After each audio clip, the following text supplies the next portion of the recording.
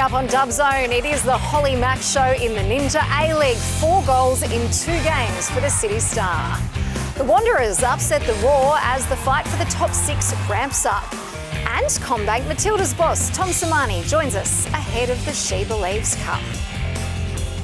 Hello and welcome to Dub Zone. I'm Amy Duggan and happy to be joined today by A-League's commentator Teo Pellizzeri and 2-time A-League Championship winner Grace Gill. Great to have you both with us. Good to see you. Fantastic weekend, plenty of goals scored, a couple of upsets, lots to talk about. Tell us about your favourite moment, Grace. Well, I think for me, it was seeing Holly Caspers get back on the field of play. Such a torrid injury run, and to do it in the dramatic fashion that they did to defeat Brisbane at the weekend was a huge result. It's very easy to say that Holly McNamara is the highlight of any given Ninja A-League weekend, and it's because she's the best and most exciting player going around. Why wouldn't we want to watch and talk about her? Well, let's absolutely do that then, shall we? Here is the Holly Mack show from the weekend and all the other highlights too. McNamara, her first touches. Holly Mack loves this position, one-on-one with the keeper. Holly McNamara wastes absolutely no time. Crossing ball to Holly McNamara for the brace. Holly McNamara's one-on-one once more.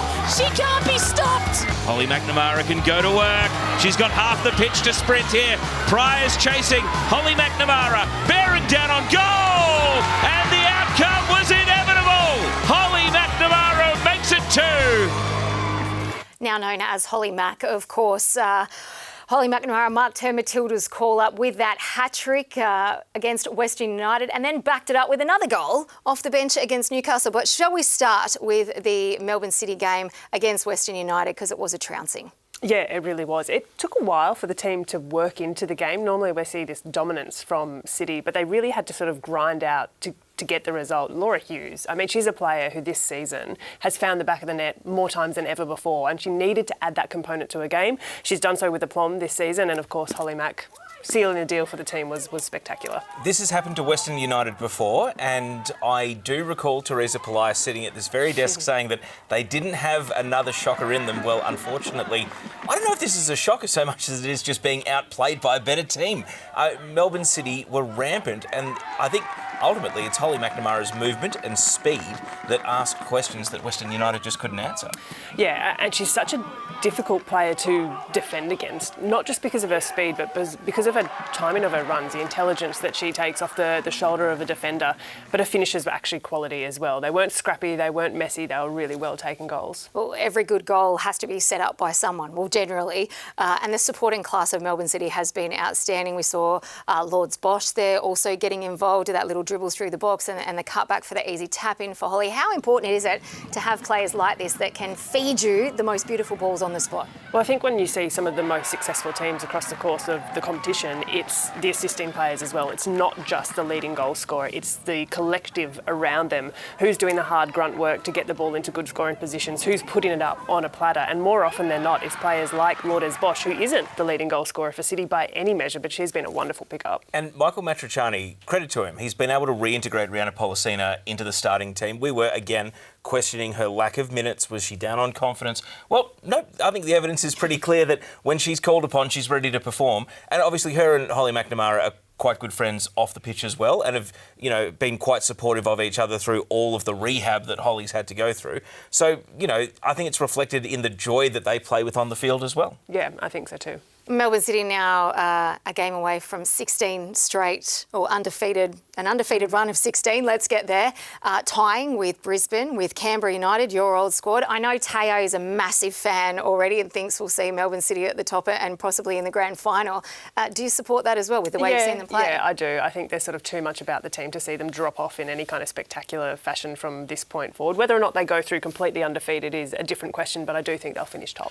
They're 7 points clear right now, and that's as far as anyone's broken clear this season. But even if they get to the magic number, which is 19, which would break the record for longest unbeaten streak, they've still got to go to Perth. They've still got to go to Wellington. They've still got to go to Brisbane. So, and they've got to go to Canberra before they get to that magic number for the undefeated streak. So they've actually got some of the toughest away trips in the league.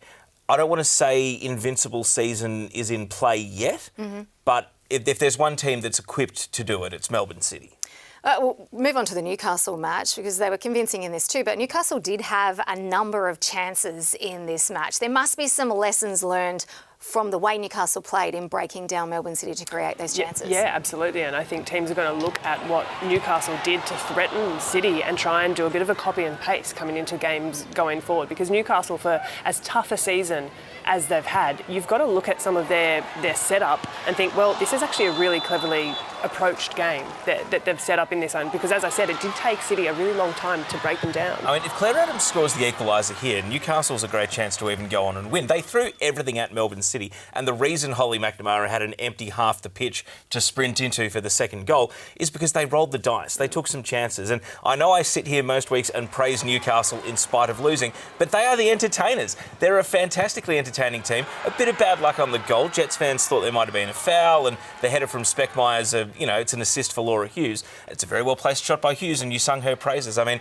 if you jump on the A-League's website, there's an interview with Hughes where she talks about her disappointment on missing out on the Matildas squad, and this is someone who was lucky last called in to one of the biggest Matildas squads. So that motivation and the underlying factors, it's not just about the pursuit of excellence, winning a championship. It's also about making the Matildas and playing the best football you've ever played, and I think that speaks to the environment that Melbourne City have created. Yeah, absolutely. They do face Sydney FC, though, this weekend. Top of the table versus almost bottom of the table.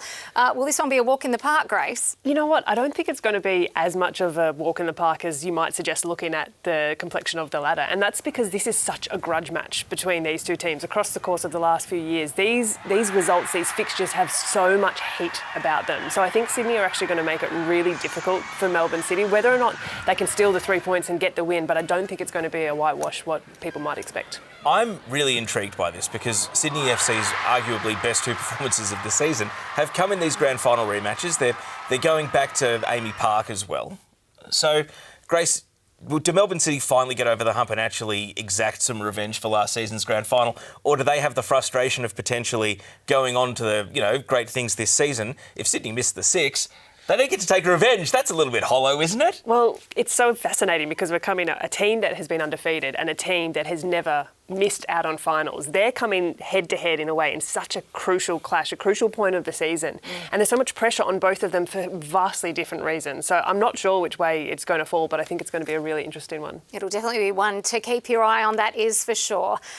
Just across town at Wanderers Park, Western Sydney Wanderers finally got their second win of the season, this time coming over the Brisbane Roar.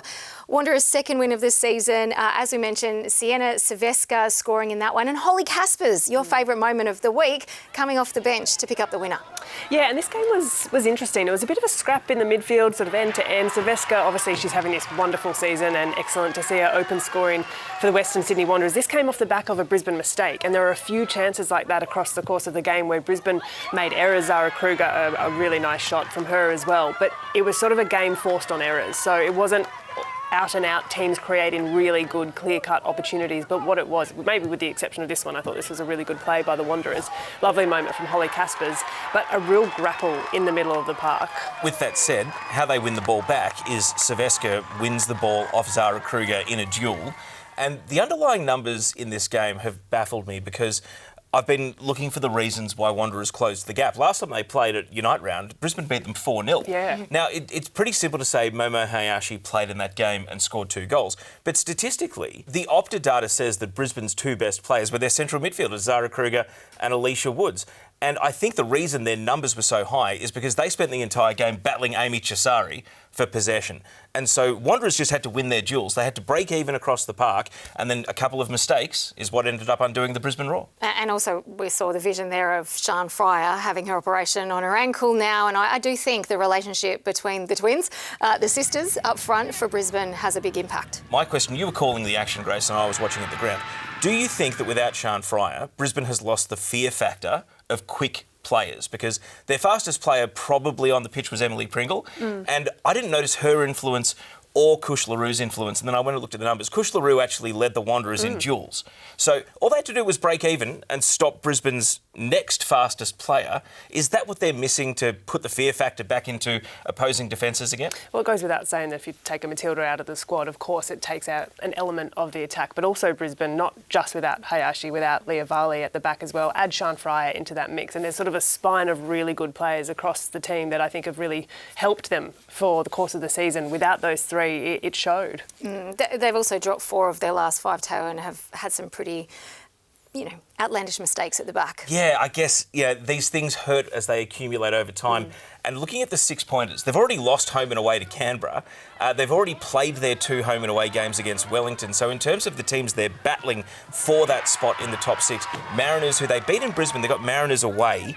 Grace, they're currently sitting in 5th place and they're 2 points ahead of Canberra, 4 points ahead of Wellington. But they don't actually have too many more games against the other teams around them on the ladder to go. They've still got Adelaide at home, but the way Adelaide are going, Brisbane might not be able to catch them before the season's out. Yeah, it was interesting as well because I think we saw such a impressive performance at the start of the season from Brisbane, and in recent weeks have dropped off. And sometimes this sort of swings and roundabouts, the complexion of a season can change. I think the test of this Brisbane squad will be the depth, and we'll be closing out games like this. This was a test, one that they didn't meet at the weekend, but certainly they're going to have to find a way to get, whether it be 3 points or draws, into these coming fixtures.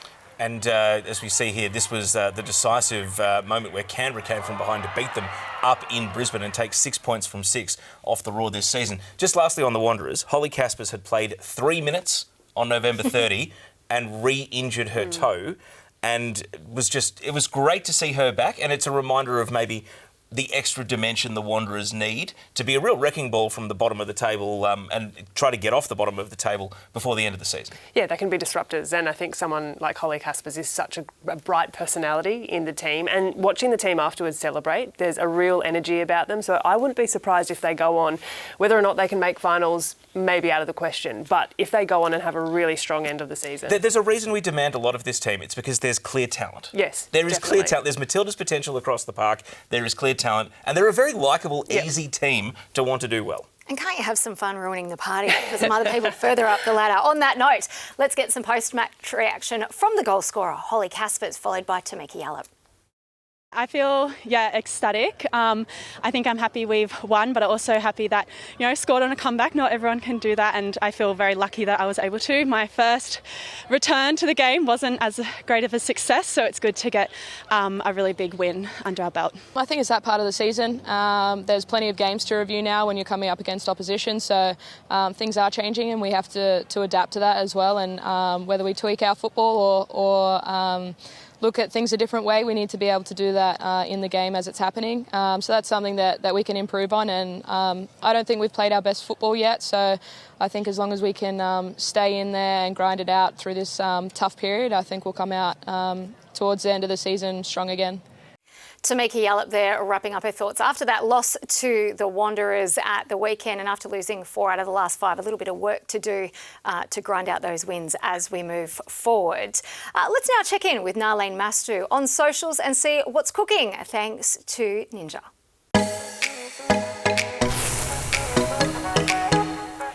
I'm Narlene Master with what's cooking on socials and in the world of women's football. Brought to you by the Ninja Woodfire Outdoor Oven, which can turn any space into an outdoor kitchen.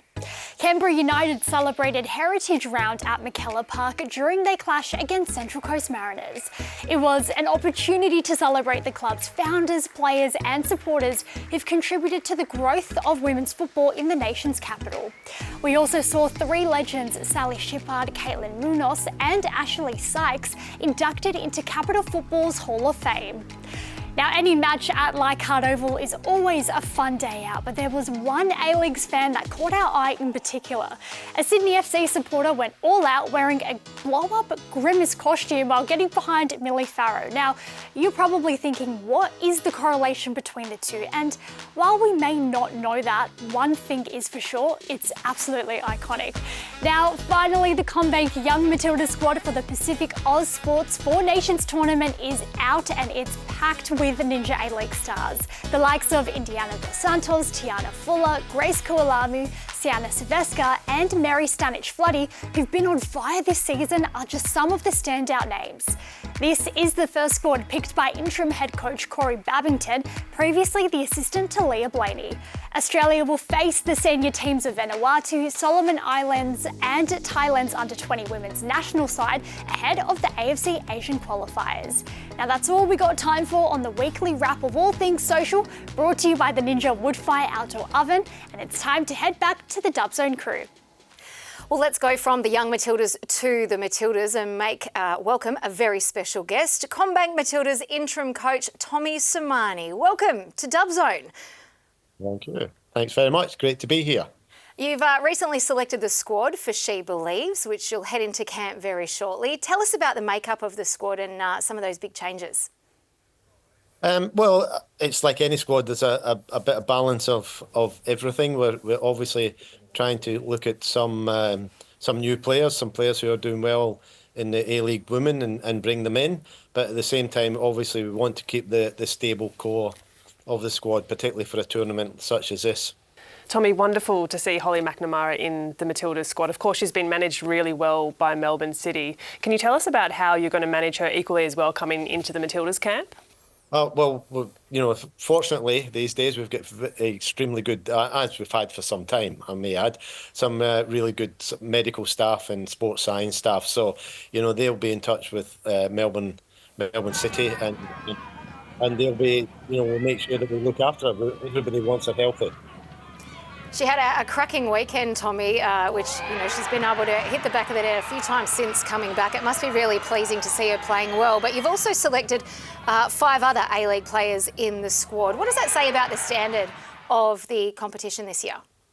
Well, look, the standard of the competition, given all the circumstances and the actual competition that we have from players going to Europe and other parts of the world, the competition is still very good.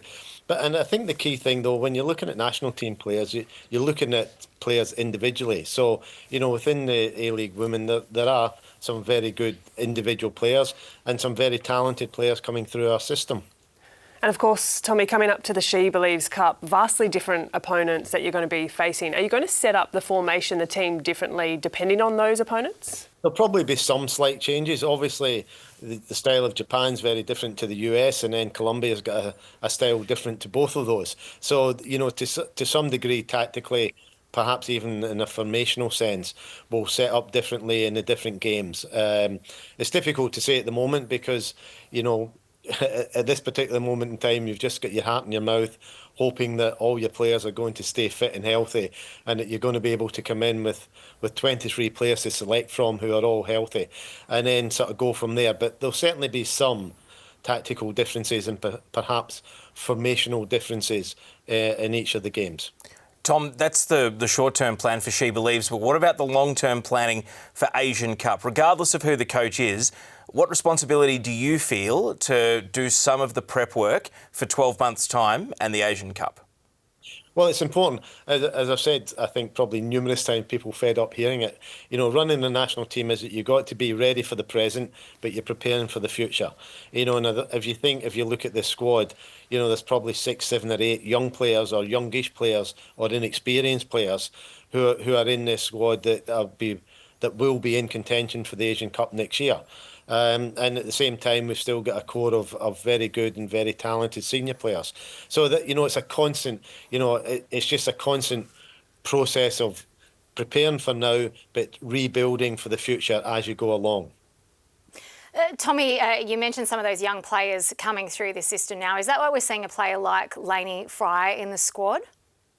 Yeah, exactly that.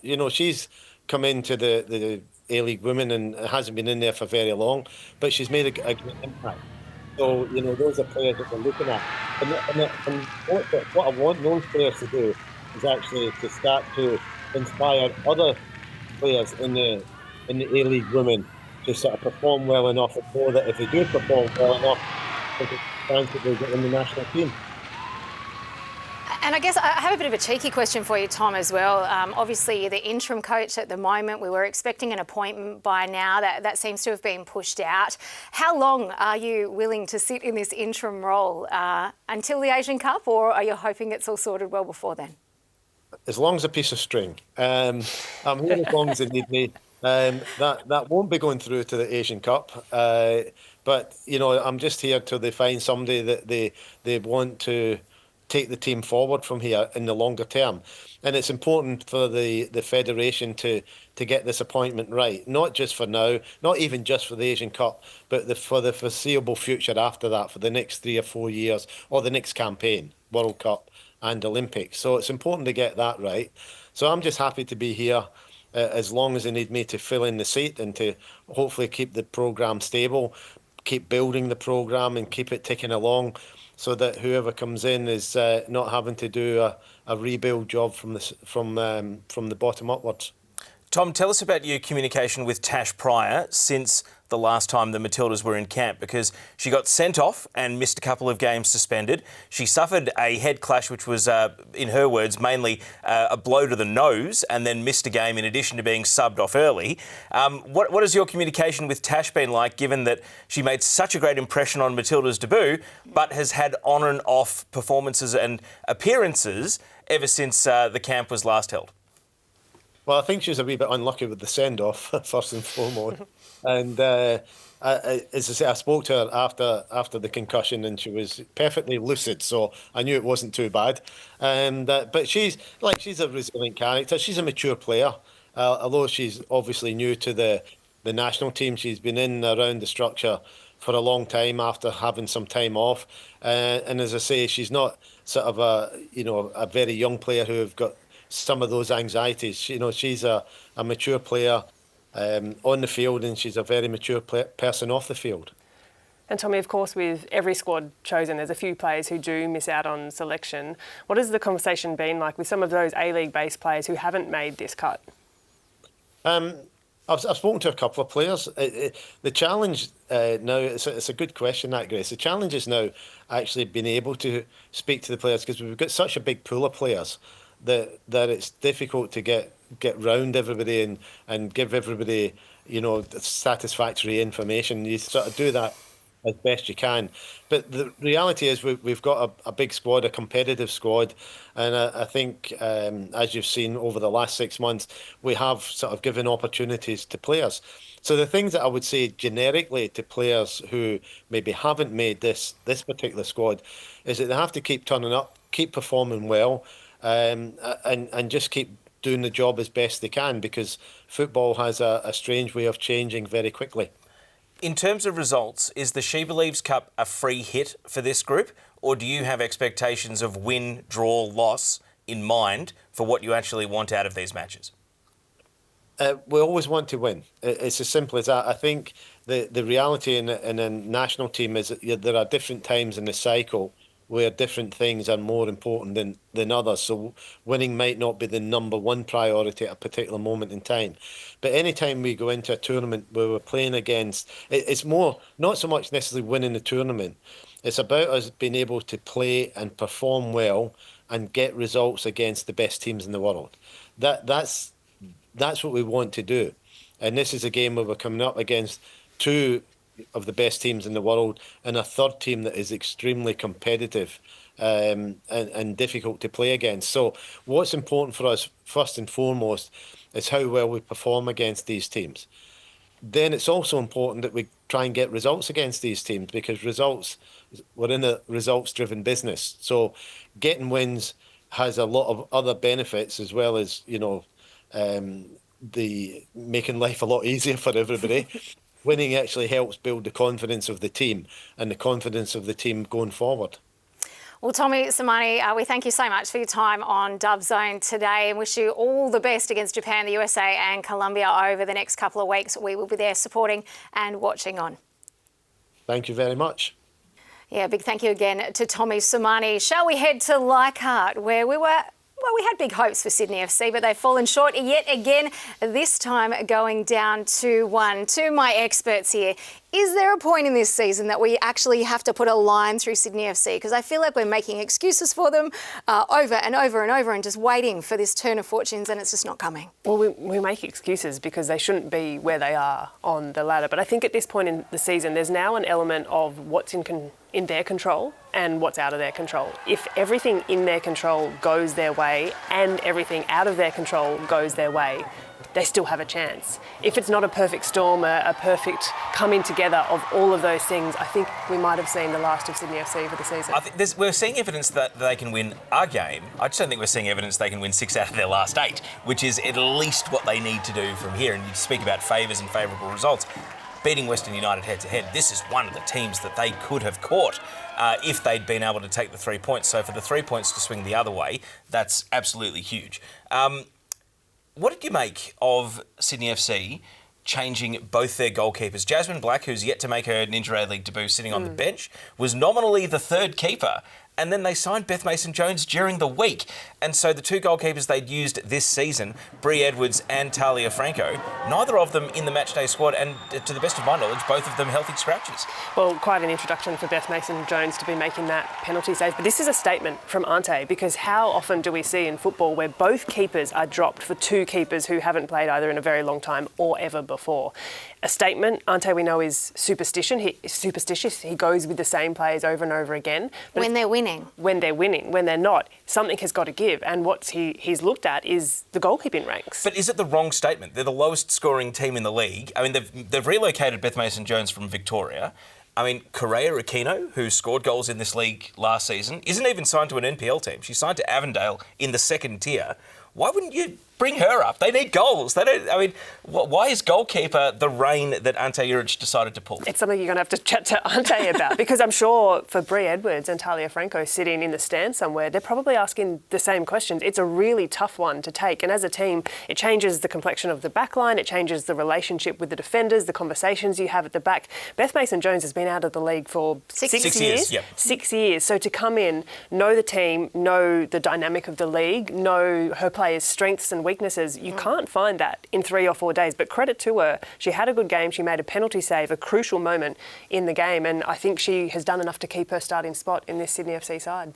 From 6 years to the wherevers to the Ninja A-League, and saves a penalty in her first game back. Well done, Bethany Mason-Jones. All right, let's turn our attention to Western United, because Carly Johnson had another great game. She has had a really great season, and this Western United side obviously bouncing back from a pretty heavy defeat to pick up these 3 points as well. But let's focus on Carly, because she now goes to the top of the Golden Boot race. Yeah, this super hot Golden Boot race, which was, a 7-way tie on 7 goals each. And then Carly broke the tie. Chloe Lagazzo could have joined her. But Grace, who do you think will actually win the Golden Boot and emerge from this pack? You know what? Your guess is as good as mine. This is unheard of. This vision is completely unheard of, to have that many players. Look at where Fiona Wirtz is. Look at where Adelaide is. Look how well they're doing. Maybe Lainey Fry and Tamiki Yell at Brisbane struggling a little bit. Do they fall out of the race? It is so competitive, and it's so much fun to watch that I feel unfold. a little bit for Chloe Lagazzo after missing that penalty, because she could also be at the top of the table. Yep. So, unfortunately, I don't think Carly Johnson will win the Golden Boot, but for a good reason. Now, last season, we saw Melbourne City sold Liz Prue, their goalkeeper, and Caitlin Torpey overseas. My mail is that there have been interested suitors for Carly Johnson, and that Western United might be in a position where they've received an adequate bid to make money selling a player out of the Ninja A-League. And I do believe this will be the first time that Western United's made a transfer fee. Watch this space. I don't know exactly when it's going through, but the prying eyes of overseas have come in, and a bit like last season with Melbourne City, hopefully it doesn't derail Western United from here to potentially sell one of their top players overseas. You heard it here first, Ames. There you go. News is in. Teo's mail. Well, there you have it. From the Mail to McKellar Park, because it was Canberra United that played host to the Central Coast Mariners, and this was certainly entertaining. It was, and I mean, McKellar Park is always a very difficult place for opposition teams to travel to. Central Coast Mariners coming into the capital, and it was a pretty physical game as well, end-to-end challenges, and I think both teams came away feeling a little hard done by, that they weren't able to make more of the result. You speak to either team, either players, and they say, oh, we should have come away with the win there. It had that feeling about it. There wasn't a purely dominant side. These are the 6-pointers, like with the Brisbane Roar, that we're talking about. So the Mariners have had a come-from-behind win up on the coast. Canberra nearly did the same thing to them coming from behind here.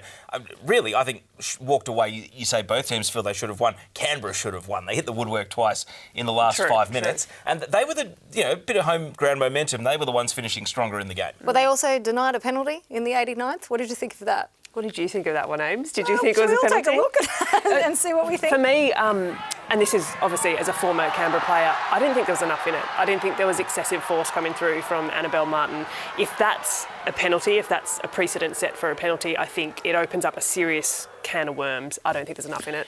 Also, it's 18 Keane, one of the most physical strikers in the league, up against Annabelle Martin, probably sort of like pound for pound the toughest player in the league, and neither of them really... Is it pen or no pen? No, it's no. Was it a free kick if it happened outside the box? There's a question for you. No, honestly, touch was definitely there, but contact, were you denying a goal-scoring opportunity? I don't know. As a defender, I find this one hard to answer, especially inside the box. Canberra's bad luck is down to the fact that they hit the woodwork. It's not down to the referee. OK. Well, I wonder if Michelle Heyman agrees with you. Let's hear what she had to say following the match. Definitely thought there was a penalty right at the end, but we were very unlucky, for the refs not to be able to see that. I thought it was a clear two-hand push in the back, which would have been, a great opportunity for us to come away with the 3 points. But I guess that's football, and sometimes you get a little bit of unluck with you, and that was us today. But really proud of the effort. I think the second half we came out firing and we really wanted to, get those 3 points, especially for all the fans that we have here today for a very special day here in Canberra for the Heritage Round. We had them cheering us on, but it wasn't enough. Yeah, it was a very special weekend down there at McKellar Park with Heritage Round. We saw 3 of those inductees go into the Hall of Fame earlier with Narleen as well. And wonderful to see clubs like Canberra, Gracie, paying homage to their history. Yeah, it's a really special nod. It's we know it's the only standalone women's club in the competition, and they've got such a rich history in the community there. So it was really nice to have the players recognised in the way they were. And I'm sure your time will come too after being a 2-time championship winner. All right, I'll leave that one there. We're going to fly across the ditch to Parole Park, where Wellington played host to the Melbourne Victory. This one played out a 1-1 draw. We have discussed, Teo, how hard it is to play against Wellington at home, and it was Victory who found themselves down early. Yeah, so Victory conceded a last-minute equaliser to Wellington in Melbourne, and then a second-minute goal at this set piece here. And at the time, it looked as though Wellington, maybe the cutting edge was back and they were going to be a bit sharper. Unfortunately, Grace, this had the rhythm and sort of pattern of a 0-0 draw. There just happened to be 2 goals scored in the game. Great header, but ultimately Wellington, give a bit of a gift to Nikki Flannery here with the clearance from Jaber, and ultimately, I don't think either side deserved to win the game. A 1-1 draw was a fair result. Do you feel the same? Yeah, I do think so, and I think that's what we've seen a little bit from Wellington across the course of the season, is that they have these moments where they're really sharp, and when they're good, they are good. They look like one of the best footballing teams in the league, but they comes in sort of peaks and troughs, and we don't see it consistently enough. First 15-20 minutes, Alyssa Wynnum was making some great passes and runs and asking questions, and Victory's a very disciplined, organised team, and Jeff Hopkins very good at finding solutions on the run. Well, Flannery, first appearance off the bench, and how about that, coming on, scoring a goal? She's the kind of player who would be so frustrated to find herself on the bench, but to then come on to redeem herself to find the back of the net was special. Dare I say, I think she might be less frustrated coming off the bench to play on her preferred side on the right flank than starting on the left, which frankly wasn't working. Yeah. Fair call. Can't all be serious out on the pitch. What did you make of this Maya McCutcheon goal and the celebration that followed? I love the celebration.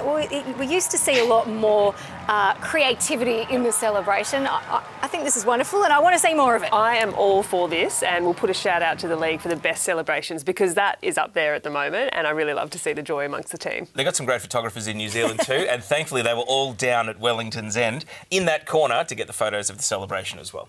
Well, Wellington do find themselves in the middle of the table. They need an away win to start to gain some ground, and they're up against a pretty tough task taking the trip to Perth. Yeah, so the distance derby, Grace. But the good news for Wellington is they won this game last year. I would argue coming out of worse form and not playing as good football, and this was almost the game that rekindled the small ball spark that had gone missing during the course of the season. So a different venue. This was Macedonia Park. This time it'll be Sam Kerr Football Centre. But can the unifying effect of a long road trip actually bring them together to get a much-needed away win? Yeah, I think it can, and I think there's a real sense of togetherness in this Wellington team, and a long trip over, the flight, the time spent travelling, it does unify a team. So for the draw at home, the long trip over, I think they can get a result against Perth. Well, speaking of Perth, Adelaide-Perth. This was a very one-sided affair. Adelaide did it easy, 3-0 the final score. Erin Healy on the score sheet again. Adelaide, they're just chugging along, aren't they? Grace, Perth had 5 shots on target but only 0.27 XG. Were Adelaide in any real jeopardy at any point of this game? You know, to be fair, I don't think so, and it certainly didn't have the feel about it. Even up until the point the scoring was open, it didn't feel like they were under the cosh by any means. And Erin Healy, well, she's a player who was a little slow to start, but that sometimes happens when you're bringing in internationals to the competition. It takes a while to bed in and get familiar with the teammates. But Erin Healy was everywhere. Goal scoring aside, she busies herself. She's a really good, instinctive attacking threat, and she's a lot of fun to watch. I've really enjoyed watching Erin Healy, and especially the way she finds herself in the box to finish some of the balls that are coming in for Adelaide. Do you think she's a Julie Dolan medal contender, Teo? I think she's got to be, especially with Fiona Wirtz being out of the team for a few weeks injured. She'll make her way back, but it seems as though Healy's form hasn't broken. It doesn't matter whether she's working with Chelsea Dorber, it doesn't matter whether it's Fiona Wirtz, it doesn't matter whether it's midfielders getting forward. She is able to connect and sort of be the glue that holds this team together, Grace. I guess it's always hard to anticipate the Dolan medal in a 3-2-1 because you can get 3 votes for a hat-trick, you can get 3 votes for being the best player in a 0-0 draw, but do you think Erin Healy is a genuine contender, given that Wirtz probably has a few votes that are being stolen off her, and Dorber will have her say too? Yeah, I think so. I think she's there or thereabouts. I don't think she's necessarily leading the charge. I don't know that she's done enough in the early passages of the season. But that said, if she has a really good run for these remaining 8 games, she could stream through with it.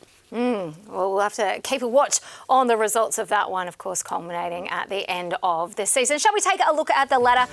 Because it's Melbourne City now 7 points clear over Melbourne Victory. Adelaide there into third after their 3-0 win over Perth. Central Coast and Western United, the 6 and the 7. And down the bottom, we're just going to leave that alone for today, Teo. Grace, do you think anyone can catch the top 3?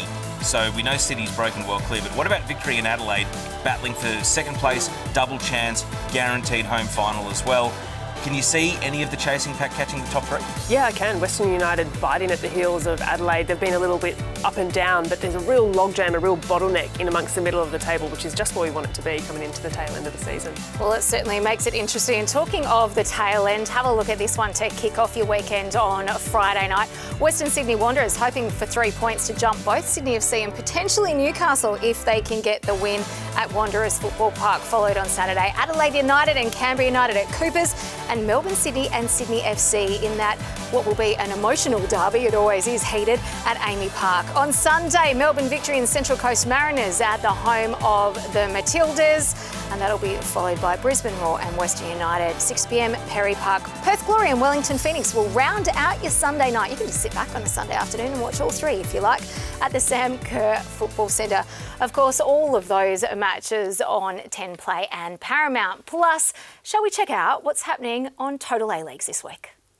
This week on Total A-Leagues, we speak to Sydney FC superstar Joe Lolly about the epic Sydney derby and the Sky Blues' crucial Asian Champions League 2 match with Bangkok United. We also discuss the title race, some big names that are on expiring contracts, and who is on Melbourne Victory's Mount Rushmore. Check it out every Wednesday on YouTube and the A-Leagues website. Well, thanks so much, Vince. Plenty to look forward to there and plenty to look forward to across the Ninja A-League over the weekend. Teo Pellizzeri, Grace Gill, thank you so much for your input this week and enjoy the commentary booth on the weekend. Thanks, Amy. Thanks, Teo. Very much so. All starts with Wanderers Newcastle on Friday. 2 desperate teams. It's the sort of matchup you want to throw yourself into the weekend. Yeah, plenty to look forward to. Thanks for your company on Dub Zone. We'll see you next time.